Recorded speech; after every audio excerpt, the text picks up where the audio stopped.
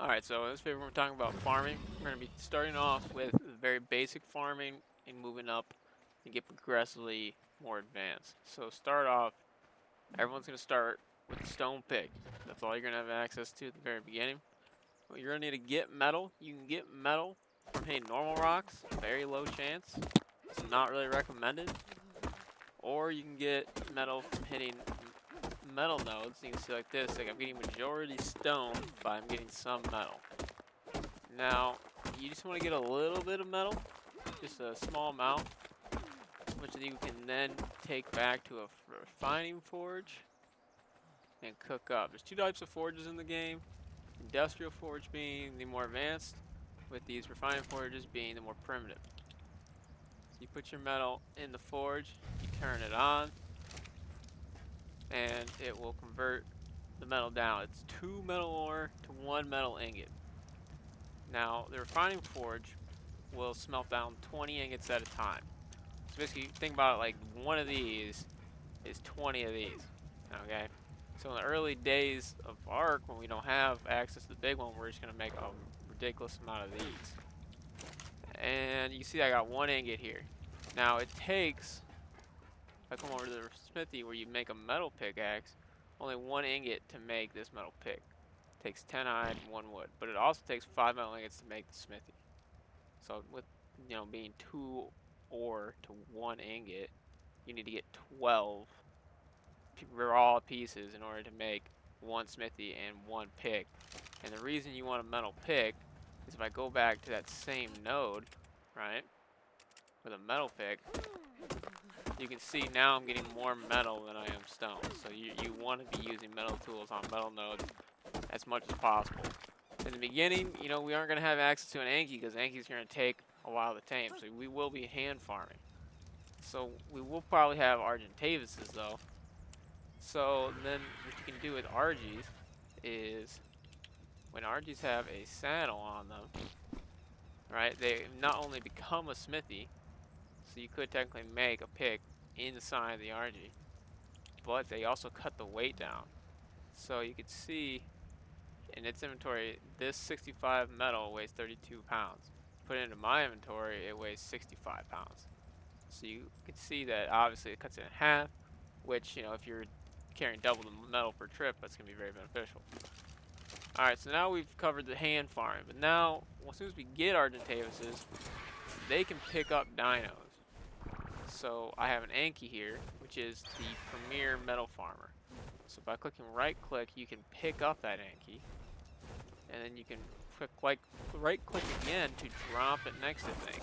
You can see the Anki is actually hitting on its own, and that is because the Anki will hit as long as he stays like beneath half weight. He will automatically farm. But the second he gets over half weight, he will stop auto farming. That's when you have to like get on him and manually swing the tail. Alright, so then you want to keep picking up and dropping, moving your Anki around to farm these nodes here. Just keep kind of, if you're farming by yourself, you have to kind of keep jumping off and moving around. So you see I'm like overweight.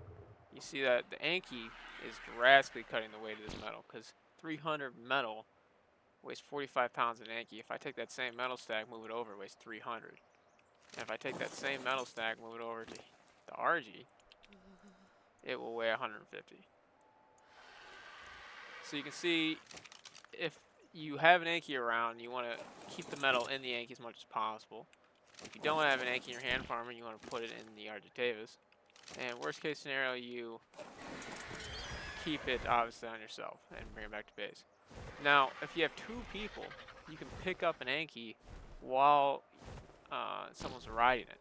So you can basically like have the Anki swinging his tail right now. If somebody's riding that Anki and you're like flying to node and he's swinging his tail, then you never have to like get off and drop him. It's safer, faster, some PvP servers prefer it obviously. And in addition to that, it just makes it more efficient overall.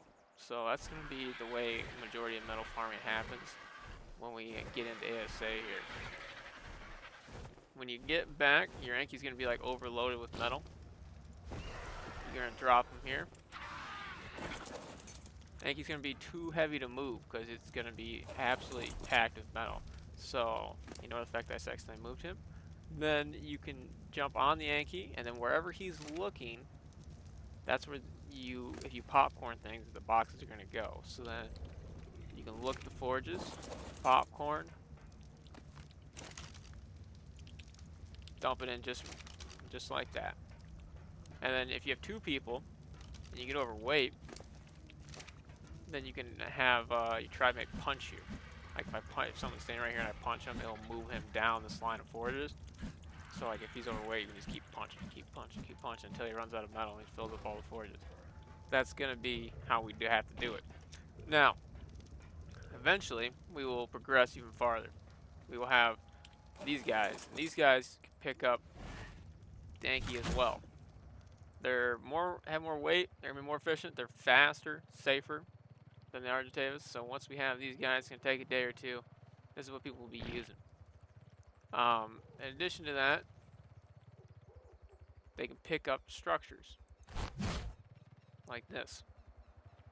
And when they pick up a structure, everything that's inside the vault, at least currently in Ark Survival Evolved, weighs nothing.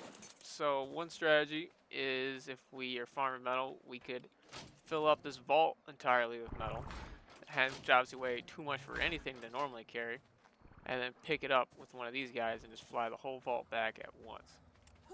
That way you don't have to take a bunch of trips. Definitely a possibility. We'll have to see if that mechanic is still inside the game though.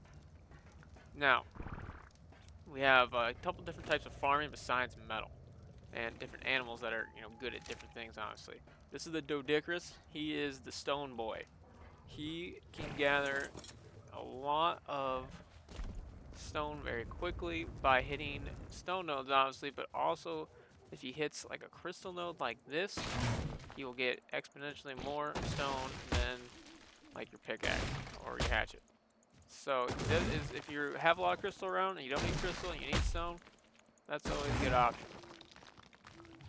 Also, he can hit obsidian nodes, but he's going to get like a little bit of everything. He's not like a jack of all trades, master of none in that situation. If you take an Anki and you hit a obsidian node, you see he's getting like majority obsidian, right? So basically in that situation, we want obsidian because obsidian plus paste becomes polymer, which is your end game stuff. So we want obsidian, so you're going to be hitting with the Anki on that front. Then we have some non like ore related tames here. Just wanted to show you them. Like there's no, basically with these castroids, they are beavers. They farm wood. They are light and quick and mobile because the Argentavis can pick them up. If I don't suck, right? Which is always a prerequisite. There we go. Excellent. They pick them up. They also have the same smithy mechanic if you put a saddle on them as the Argentavis does. The mammoth also farms wood, just like the beaver, but it actually it gets a bigger weight reduction to the wood than the castroid. The castroid, he will cut the weight of wood in half. The mammoth does like 80%, I think, or something like that. It's very high. So the mammoth obviously is more slow, so it makes it less ideal, but the fact that it cuts the weight more makes it pretty dang good. And since you can get picked up by one of these moths, it makes it much more beneficial and usable once we have these guys to move them around. Because again, you could do the same thing with the Anki, where someone's on the mammoth right now and hitting trees while I'm flying him around. So that will probably be a good in-game strategy as well, considering we won't have the chainsaw for farming wood, for those of us that are familiar with that technique. So that is the basis of farming in Ark. Mountains in the island are where you're going to find all your obsidian, crystal, and metal spawns. There's very little metal that does not spawn on mountains. If you see a mountain on the island, I can almost guarantee you that it has metal on top of it. Alright, and there will be more videos to come on this topic as well. There's lots to dive into. See you.